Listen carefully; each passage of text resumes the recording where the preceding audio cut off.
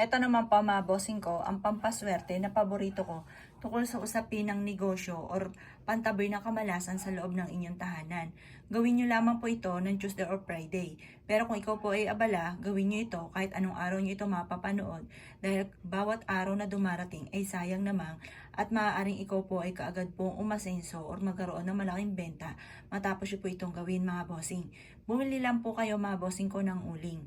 Alam niyo po ba na ang uling ay napakaswerte, lalo-lalo na sa gilid ng pintuan ng inyo pong main door or sa harapan ng inyo pong negosyo dahil umihigo po ito ng negatibong enerhiya. Kung pakaramdam ninyo na paborito ka ng kamalasan, ay huwag ka magpapawala ng uling mga bossing. Ang tambalan nito at napakaswerte mga bossing ko ay ang bawang, kagaya ng inyong nakikitang ito. Maswerte po ito mga bossing ko, ilagay niyo po ito sa harapan ng inyong pong tahanan.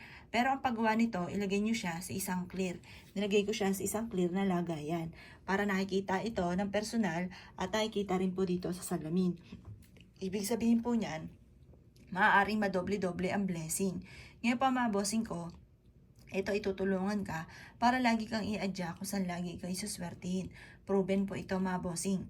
Ngayon pa mga bossing ko, ang dalawang sangkap nito ay i-adya ka kung saan laging matutupad ang inyo pong mga ninanais at maaaring ikaw din ay magkaroon ng malaking benta. Basta pagsamahin nyo lang siya at gawin nyo po ito sa umaga lamang na mga bandang alas 7 ng umaga. Pagtapos yung pagsamahin, mag-wish ka na ng mula sa inyo pong puso na lahat ng inyo pong mga ninanais. Proven po ito mga bossing. Basta kapag nag-wish ka ng ganito mga pamamaraan, ikaw ay may 100% na paniniwala. At ikaw po mga bossing ko, lalo nyo sisipagan at tyaga-tyaga at makakamit nyo kung ano man ang inyo pong mga ninanais. Ngayon po mga bossing, kung ikaw ay gagawa ng ganito, huwag nyo muna itong ipagsasabi. Pero mas mainam, maglagay ka na ng ganito sa harapan ng inyong tahanan or sa loob ng inyong tahanan or sa inyong pong negosyo. At magdudulot po ito ng malaking benta araw-araw.